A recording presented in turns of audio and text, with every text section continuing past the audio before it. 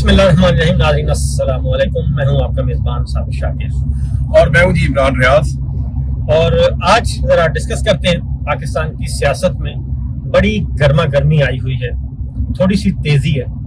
और हमने देखा कि एक तरफ नून लीग और पीपल्स पार्टी मुतहर्रिक हो चुके हैं। नून लीग और पीपल्स पार्टी के दरमियान इत्तेहादी जमातें हैं, मुलाकातें हो रही हैं, दीवान सदर हाजिरियाँ दी जा रही हैं। दूसरी जानिब नवाज शरीफ साहब ने वफाकी वज़रा को बुला लिया है और बज़ाहिर कहा जा रहा है कि वो बजट की तैयारी के लिए बुलाया है।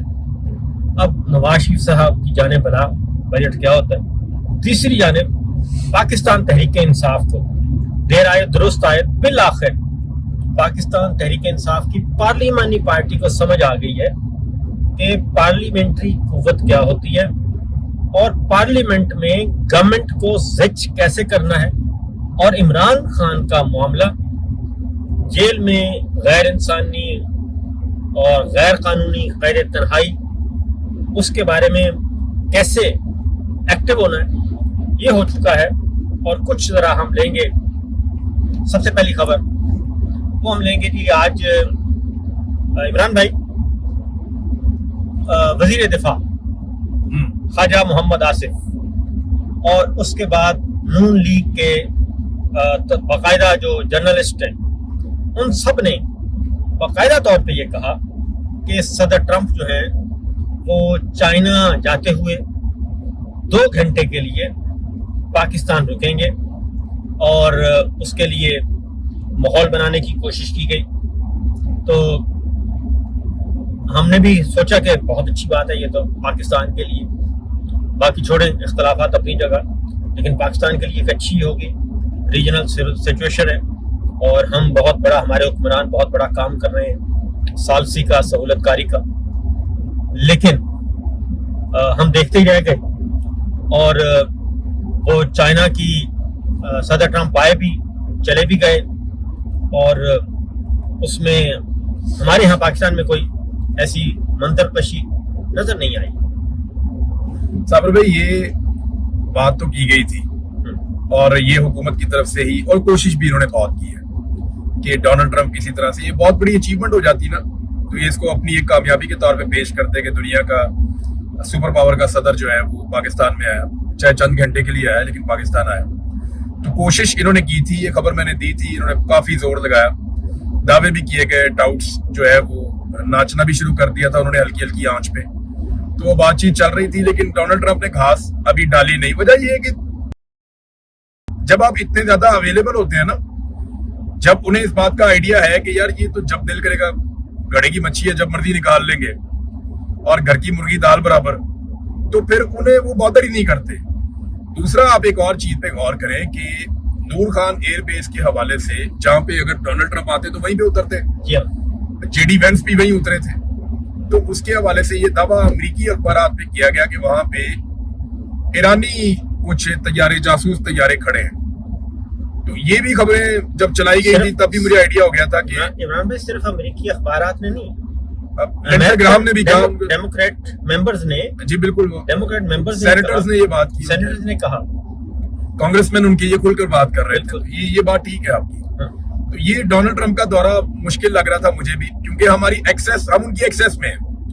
वो डोनाल्ड ट्रंप यहाँ पे आकर मिले, उसके लिए पूरी एक एक्सरसाइज की जाए, उससे बहुत बेहतर है कि डोनाल्ड ट्रंप एक कॉल करे, वहां पे उनका कोई सेक्रेटरी लेवल का या डिप्टी सेक्रेटरी लेवल का आदमी कॉल करे और ये सारे बाजमात अमेरिका में जाके व्हाइट हाउस में लाइन में खड़े हो जाए कि सर हुक्म करें, जो आप चाहें वैसे हम कर देंगे। तो वो, उनको जरूरत नहीं है इस किस्म की एक्सरसाइज करने की। हाँ, अगर डोनाल्ड ट्रंप को आप कोई ऐसी डील बनाकर दे दें, या इस्लामाबाद में ईरान की यूरेनियम पड़ी हुई हो कि जनाब ये ट्रंप साहब वॉर ट्रॉफी हमने आपके लिए इकट्ठी की, आप आकर इसको अपनी ट्रॉफी ले लें आप हमसे, तो फिर तो मुमकिन है। लेकिन ना वेनेजुएला में जो उनकी अपोजिशन लीडर थी जो जेल में थी, उसने जब डोनाल्ड ट्रंप को अमन का नोबेल इनाम अपना दिया, उसके लिए भी ट्रंप वेनेजुएला नहीं गए, उन्होंने व्हाइट हाउस में आकर दिया था। व्हाइट हाउस में दिया। वो यानी आप, जितनी आपकी औकात है उसके हिसाब से ही वो आपको डील करते हैं, और आपकी औकात उतनी ही होती है जितनी आप उसको बनाते हैं। एक ये तो है हमारी। दूसरी तरफ चाइना में भी सदर ट्रंप को وہ پذیرائی نہیں مل وہ سکی کچھ نہیں ملا جو وہ لینے گئے وہ جو لینے گئے تھے. اور فیس سیونگ بول رہے ہیں. ہاں، اور مزے کی بات ہے کہ یہ وزٹ جو ہے یہ 3 دفعہ پوسٹ پون ہوا ہے، ری شیڈول ہوا ہے. یا اٹ واز تھرڈ ٹائم. یہ تیسرا وقت تھا. یہ تیسری مرتبہ ہوا یا ہے. تیسری مرتبہ یہ ہوا. لیکن چائنا کی زبان سے ایک جملہ بھی صدر ٹرمپ اپنی فیور کا نہیں نکلوا سکے کہ جس کے بعد وہ کہیں کہ یہ ان کا دورہ بڑا کامیاب رہا. بلکہ بڑی ہلکی موسیقی میں انہوں نے امریکہ کو کچھ باتیں سنائی بھی ہیں بالکل ایسا جو ہی ہے. امریکہ کے اندر اس وقت پرابلمز آئے ہیں. پریزیڈنٹ شی نے ان کا ذکر کیا, پھر ڈونلڈ ٹرمپ نے اس پہ ٹویٹ کر کے اس سارے معاملے کو جو بائیڈن کے کھاتے میں ڈالنے کی کوشش بھی کی ہے. جی ہاں, تو بہرحال ہمارے حکمرانوں کو یہ بات شاید سمجھ نہیں آ رہی, اور وہ جو سمجھ رہے تھے کہ ایران ترنے والا ہے, اور اس کا الٹا اثر ایک اور ہوا جی. یو اے پاکستان کا بہترین دوست تھا, اور اس دوران اس کے ساتھ بھی ہمارے تعلقات انتہائی خراب ہو چکے ہیں, سفارتی تعلقات. اور اس میں نریندر مودی نے اب انڈیا کا وزٹ کیا, یو اے کا وزٹ کیا, اور یو اے کی گورنمنٹ نے نریندر مودی کو فل پروٹوکول دیا. تو یہ خطے میں پاکستان کو بھی پیغام ہے کہ ری الائنمنٹ ہو رہی ہے. یہ صابر بھائی 3 ملک ہیں جن کا ایک مثلث ابھی بنا ہے نیا. ویسے تو یہ پرانا ہے لیکن ابھی بڑا تگڑا ہوتا جا رہا ہے. انڈیا, اسرائیل اور امارات. دیکھیں, پاکستان نے امارات کی تعمیر و ترقی میں جو کردار ادا کیا وہ دنیا کے کسی اور ملک نے نہیں کیا. ان کی پالیسیز بے شک بہت اچھی ہیں, وہ اپنے ملک کے ساتھ مخلص ہیں. انہوں نے وہاں پہ لا انفورسمنٹ ہو یا ٹیکنالوجی ہو یا انفراسٹرکچر ہو, ہر شعبے میں بڑا شاندار کام کیا. لیکن پاکستانی جو لیبر ہے یا پاکستانی محنت کشوں نے وہاں دن رات ایک کیا, اور دبئی کی ترقی میں ہمارا بڑا رول ہے. لیکن اس وقت انڈین بہت لیڈ لے گئے ہیں. جتنے بھی ریئل اسٹیٹ کے کاروبار ہیں یا جدید جتنے بھی بزنسز ہیں, ان میں کی پوسٹوں کے اوپر انڈینز ہیں یو اے میں, اور انڈینز کی انویسٹمنٹ بھی بہت بڑی بڑی یو اے کے اندر آئی ہے. پھر پیسہ ان کے پاس زیادہ ہے آپ کی نسبت. پھر آپ کو پتا ہے دبئی کا جو برانڈ امبیسڈر ہے وہ شاہ رخ خان ہے. جی ہاں, ابھی ان کے کئی ایکٹرز ایسے ہیں جو ان کی بہت سارے بڑے بڑے پروجیکٹس کے برانڈ امبیسڈرز ہیں. پاکستان کا کون ہے؟ یعنی پاکستان کے اندر سے انہوں نے ایک آدمی بھی نہیں چنا جس کو وہ لے جا کے اپنا برانڈ امبیسڈر بنائے کہ یہ ہمارا برانڈ امبیسڈر ہے اور یہ ہماری فلانی چیز بیچے گا. تو وہ پاکستان کو نا آہستہ آہستہ ڈسکریج کر رہے ہیں وہاں پہ. ابھی ہزاروں کی تعداد میں لوگوں کو وہاں سے, شیر افضل مربت نے بھی غالباً 18,000 کی تعداد بتائی کہ وہ کہتا ہے میرے علاقے سے اتنے لوگ واپس آ گئے. اور اس نے محسن نقوی کو تانے بھی دیے ہیں کیونکہ وہ ایک مخصوص فرقے کے لوگ ہیں, اہل تشیع, جن کو وہاں سے نکالا جا رہا ہے, یا انہیں کہا جا رہا ہے چھٹی پہ چلے جائیں, یا کہا جا رہا ہے کہ آپ گھر چلے جائیں, یا کہا جا رہا ہے کہ آپ کی نوکری ختم ہو گئی ہے, یا ڈیپورٹ کیا جا رہا ہے. تو یہ پاکستان کو نا اس پہ اپنی پوزیشن لینی چاہیے تھی. پاکستان نے پوزیشن لی نہیں, بڑی کمزوری وہاں پہ شو کی ہے. اور دوسری طرف جو میں یہ دیکھ رہا ہوں کہ جو نریندر مودی کا پروٹوکول ہے, جیسے F-16 طیارے آ گئے, انہوں نے انہیں ہوا میں پروٹوکول دیا, پھر دفاعی معاہدوں کی بات ہو رہی ہے. تو یہ انڈیا, امارات اور اسرائیل یا اس ریجن میں یہ ایک بڑی طاقت اکٹھی ہو رہی ہے اور ایک نیا اتحاد بن رہا ہے. ہم نے جس کے ساتھ بھی اتحاد بنایا نا صابر بھائی, ہم نے بنایا پیسوں کے لیے, قرضوں کے لیے, ذاتی تعلق کے لیے. ہمارا اتحاد بنتا تھا افغانستان کے ساتھ, ایران کے ساتھ, خطے میں اپنے آپ کو مضبوط کرتے. یہ بڑی فوجی طاقتیں تھی, ہم ان کو اپنے ساتھ کھڑا کرتے. لیکن ہوا یہ کہ ہم نے دیکھا کہ جو پیسے دے گا اس کے ساتھ ہم کھڑے ہو جائیں گے. تو ابھی سعودی عرب نے ہمیں پیسہ دیا, ہم نے اپنی فوج وہاں بھیج دی. اگر یو اے ہمیں پیسہ دے دے گا تو فوج ہم وہاں پہ بھی اپنی بھیج سکتے ہیں. فلسطینیوں کے پاس پیسہ ہے نہیں تو وہاں پہ ہم کیا اپنی فوج بھیجیں گے. تو معاملہ بڑا سادہ اور سیدھا ہے کہ ہمارے مفادات ہماری اکانومی کے ساتھ جڑے ہوئے ہیں. اکانومی تباہ ہے, پیسہ ہے نہیں ملک چلانے کے لیے, بڑے بڑے قرضے ہم لے رہے ہیں, اور کوئی اس پہ بات کرنے کے لیے اور قرضے کہاں جا رہے ہیں اس کا جواب دینے کے لیے تیار نہیں ہے. اور الٹیمیٹلی ہم مزید گڑھے کے اندر نیچے دبتے چلے جا رہے ہیں. انڈیا نے اس کا بڑا فائدہ اٹھایا, اور آج یو اے کے ساتھ جو انڈیا کے تعلقات ہیں وہ بدقسمتی سے پاکستان کے نہیں ہیں. جو یو اے کی طرف سے میری بات ہو رہی تھی کل یو اے میں اپنے دوستوں سے, وہ کہتے ہیں کہ پاکستان کو یو اے نے کبھی بھی دشمن نہیں سمجھا, اور تعلقات میں اونچ نیچ آتی رہی, اور پاکستان نے کیش نہیں کیا اپنے تعلقات، ٹھیک ہے نا، اس کو کیش نہیں کیا، نمبر 1۔ نمبر 2 انہوں نے ایک کہا کہ چھوٹی سی بات، صابر بھائی ہمارے جو حکمران ہیں نا، انہوں نے یو اے ای کے حکمرانوں کے ساتھ تعلقات کو اپنے ذاتی مفاد کے لیے استعمال کیا، ذاتی مفاد، یعنی اپنے فلیٹ لے لیے، اپنے گھر لے لیے، اپنی پراپرٹی بنا لی، اپنے بچوں کی شادی میں بلا لیا۔ ابھی عاصم منیر صاحب کے اپنی فیملی کی شادی میں جو ہے وہ یو اے ای کے حکمران آئے ہوئے تھے، جنرل باجوہ کے بھی، جنرل باجوہ نے بھی یہی کیا۔ کیا۔ بات یہ ہے کہ ہمارے جرنیل ہوں یا ہمارے سیاستدان ہوں، انہوں نے ذاتی فائدوں کے لیے یہ تعلقات کو استعمال کیا۔ انڈیا کے جو حکمران ہیں انہوں نے اپنے ملک کے فائدے کے لیے، اپنی کمیونٹی کو فائدہ پہنچانے کے لیے اور اپنے اور اس ملک کے بیچ میں ایک تجارتی تعلق قائم کرنے کے لیے انہوں نے فائدہ اٹھایا ان تعلقات کا۔ شادیوں پہ بلاتے ہیں، وہ 100 تولے کا ہار دے جاتے ہیں، بس اتنے میں یہ خوش ہو جاتے ہیں، اور کسی کو 100 تولے کا ہار مل جاتا ہے، اس میں خوش ہو جاتے ہیں۔ کوئی جاتا ہے گلے میں سونے کا ہار پہنوا کے آ جاتا ہے، اس پہ خوش ہو جاتے ہیں۔ یو اے کی گورنمنٹ جو ہے، میں آپ کو بتاؤں، مجھے وہاں سے خبر ملی، انہوں نے کہا کہ ہم نے سمجھا کہ یہ قرضہ ورضہ جو ہے، ہم نے ایک سمپل لیٹر لکھا، اور ایک ظاہر ہے ایک ٹائم ختم ہو رہا تھا، لیکن انہوں نے کہا کہ اس کا جو ہمارے خلاف باقاعدہ کمپین لانچ کر دی گئی۔ ٹاؤٹوں نے، حکومت کے بندوں نے بہت حملہ ڈالا تھا، ان کے پیسے آپ نے دینے ہیں اور آپ نے لیے ہوئے ہیں، اتنے سال ہو گئے آپ کے پاس، سال سے آ رہا ہے، واپس کریں آپ ان کے پیسے۔ انہوں نے کہا کہ ایک روٹین میں لیٹر لکھا گیا، اور اس کے بعد ظاہر ہے ری شیڈول ہو جانا تھا اگر یہ کوشش کرتے، وہ بجائے اس کے کہ ایک کمپین لانچ کر دی گئی۔ اس کے بعد پھر اگلا یہ ہوا، اس طرح کمپین لانچ نہیں کی گئی، جب رابطہ کیا کہ یہ کیا ہو رہا ہے سلسلہ، آپ یہ ہمارے ایک ایسا خط جو ہم نے اس طرح گورنمنٹ ٹو گورنمنٹ کیا ہے اور اوپن نہیں ہے، اور آپ نے اس کی بنیاد پہ یہ ایک باقاعدہ طور پہ مہم شروع کر دی، پیپل ٹو پیپل کانٹیکٹ جو ہے وہ خراب، اور تجارتی معاشی تعلقات وہ خراب، یہ تو ایک امیج خراب کرنے کی ہے کوشش۔ انہوں نے ملک ریاض بھی مانگا تھا، ہاں، اس کا ان کو جواب نہیں ملا۔ انہوں نے ملک ریاض بھی مانگا تھا، اور کچھ بندے بھی ان سے مانگے تھے یو اے ای سے، تو یو اے ای نے ان کو وہ نہیں دیا جو یہ مانگ رہے تھے کہ ہماری مدد کریں، یعنی انہوں نے عمران خان کو اور دبانا تھا، اس کے خلاف نئے کیسز بنانے تھے، نئے گواہ چاہیے تھے، تو انہوں نے کافی کچھ کوشش کی، لیکن یو اے ای نے اپنے اصولی موقع پہ، انہوں نے، یاد ہے آپ کو، ارشد شریف بھی انہوں نے مانگا تھا ان سے، نہیں دیا کہ یہ ہمارے حوالے کریں، تو انہوں نے ارشد شریف کو یہ کہا ملاقات کر کے کہ جناب آپ 2 دن میں ہمارا ملک چھوڑ دیں، کیونکہ ہمارے اوپر دباؤ ہے، وہ مانگ رہے ہیں۔ اور نہ صرف یہ کہا بلکہ انہوں نے پوری بات ارشد شریف کو بتا دی، ہاں ایگزیکٹلی، اور یہ بھی بتا دیا تھا کہ آپ ان 2 ملکوں میں نہ جائیں۔ اور بلاول کا اس میں کیا کردار تھا ذرا یہ بھی بتا دیں آپ۔ تو یہ ساری سچویشن جو ہے یہ اس وقت کی ہے معاملہ۔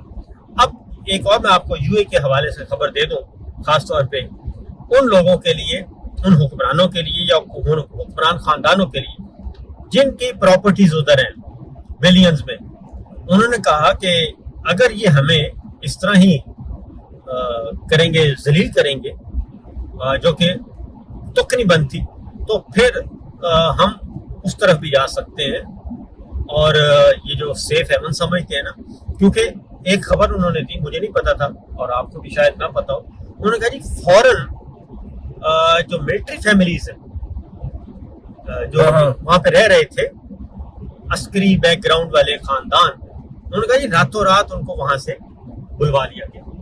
تو اس کے بعد وہ کہتے ہیں کہ ہمیں اندازہ ہوا کہ یہ تو بہت ایکسٹریم لیول پہ سوچ رہے ہیں۔ تو یہ میں ویسے یو اے کی گورنمنٹ سے میں تو یہ کہوں گا کم از کم کہ صابر بھی مجھے ایک بات بتائے نا، ہاں جی، میں نے جو یو اے میں دوست ہیں انہوں نے کہا جی کہ اہل تشیع کا معاملہ اگر ہوتا ہاں جی، تو انہوں نے کہا جی انڈیا سے بے شمار اہل تشیع ہیں جو یہاں پہ رہتے ہیں، بالکل، ان کو کیوں نہیں نکال رہے؟ ہاں جی، بنگلہ دیش کے ہیں، ان کی بنگلہ دیش کے، وہ کہتے ہیں جی ان کی گورنمنٹ اچھا ڈیل کر رہی ہے، ہاں جی، تو وہ نہیں نکال رہے۔ حتیٰ کہ ایرانی بہت بڑی تعداد میں یو اے ای کے اندر رہتے ہیں، عمان کے اندر رہتے ہیں، سعودی عرب کے اندر جاتے ہیں۔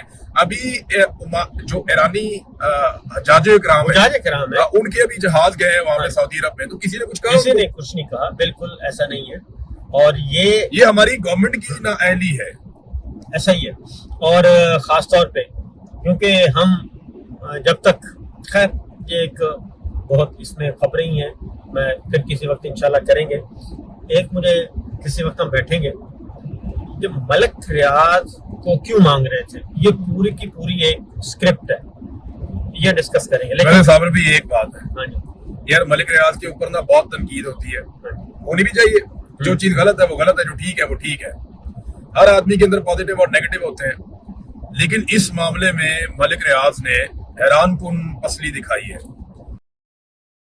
کہ میں یہاں پہ, آپ کو پتا ہے جب زرداری کے خلاف بھی ملک ریاض پہ دباؤ ڈالا گیا تھا کہ گواہی دو, تو ملک ریاض نے اس وقت بھی انکار کر دیا تھا. ملک ریاض نے کہا تھا جی مجھے آپ اس مسئلے میں نہ ڈالیں, تو میں نے اس پہ آ کے نا پولیٹیکل معاملے میں گواہی نہیں دینی, میرا یہ اصول ہے, میں یہ نہیں کروں گا.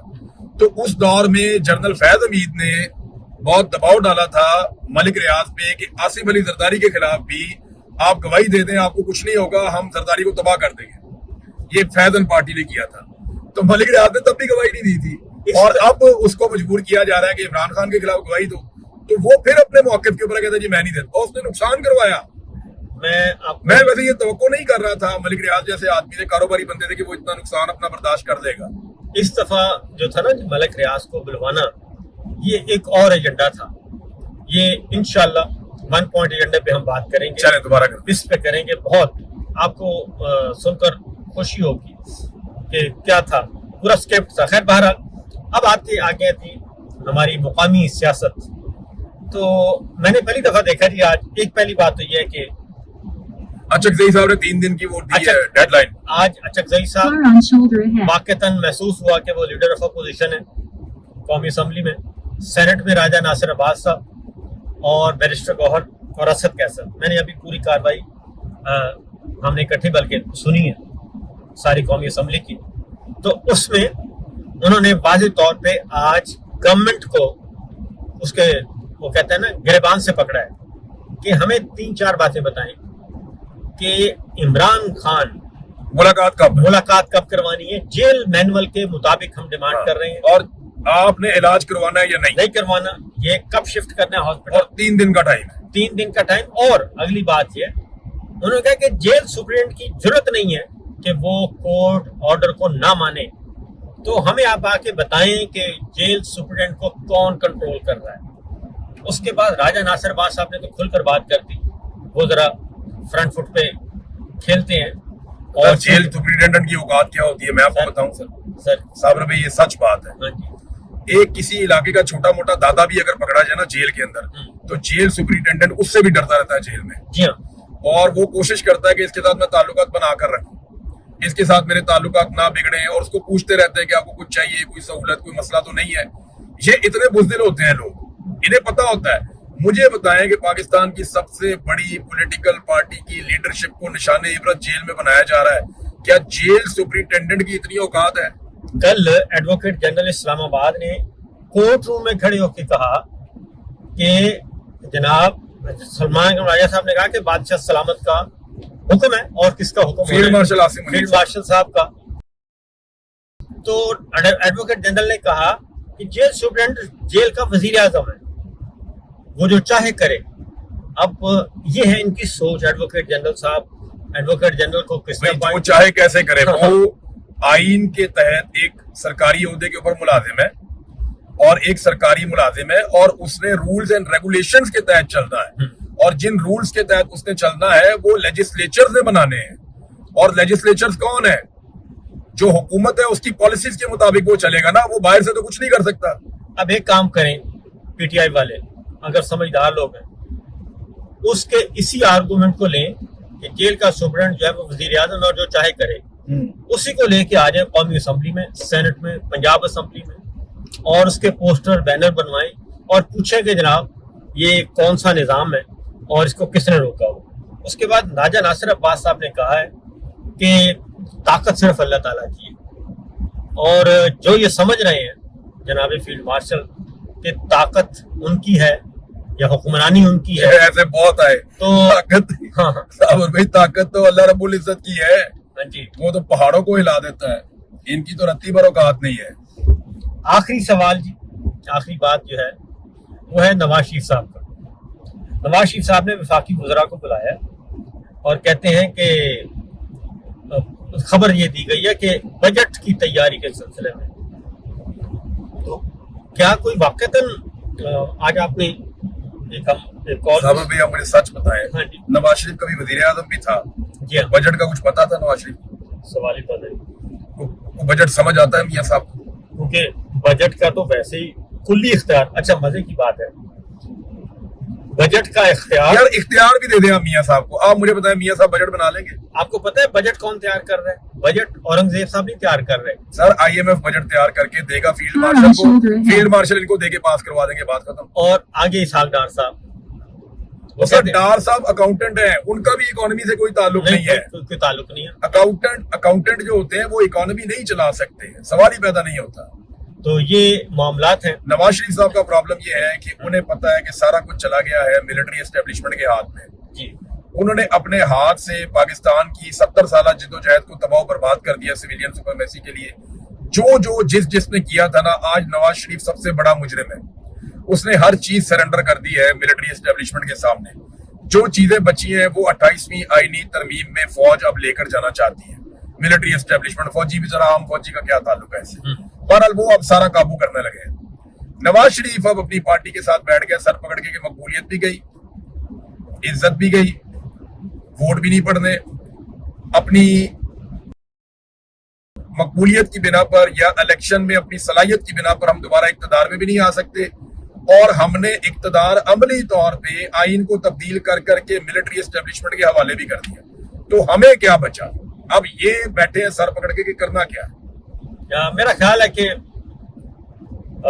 ये जो निज़ाम और निज़ाम दीन, ये सारा कुछ इकट्ठे समेटा जाएगा, क्योंकि ये बर्तन तो खड़कने हैं, आज नहीं तो कल खड़क तो चुके हैं.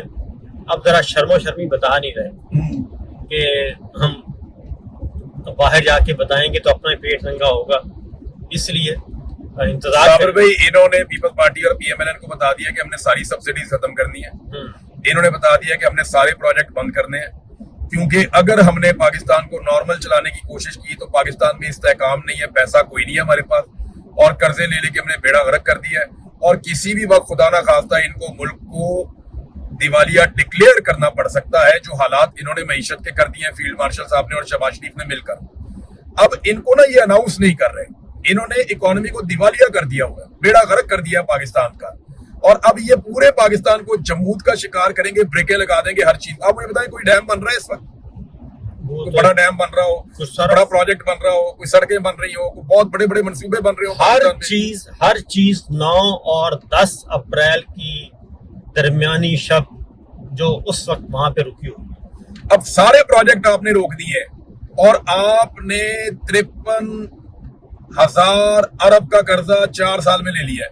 रोजाना जो ये कर्जा ले रहे हैं वो 21 से 22 अरब रुपया बनता है. ये पैसा कहाँ जा रहा है साबिर भाई, इसका हिसाब कौन देगा? सर ये पैसा 12 अरब का जहाज खरीद लिया, 12 अरब की कोई 10 करोड़ की गाड़ियां, 10 करोड़ सॉरी 1.5 अरब की गाड़ियां किसी के लिए ले ली, 2 अरब की किसी के लिए ले ली. साबिर भाई ये जितना मर्जी कर लें, ये पैसा फिर कहाँ जा रहा है, फिर कोई हिसाब नहीं है. इन पाकिस्तान के तमाम कर्जों को ले लें और इन 2, 3, 4 खानदान अस्करी और सियासी, इनकी बैरून मुल्क जायदादें ले लें, तो आपको पता चल जाएगा पैसा. आप पाकिस्तान के तमाम जितने मंसूबे ना तरक्की आती, उन तमाम मंसूबों का आप तखमीना निकाल लें, क्या वो 1 लाख अरब रुपए के हैं? सर सबकी वैल्यू इससे आधी भी नहीं होगी. बात यह है कि 35% लगता है.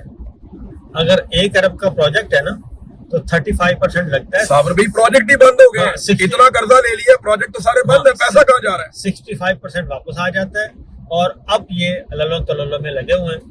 तो फिल वक्त इतना ही, बाकी खबरें इंशाल्लाह अगले व्लॉग में हम अल्लाह हाफिज. अल्लाह हाफिज.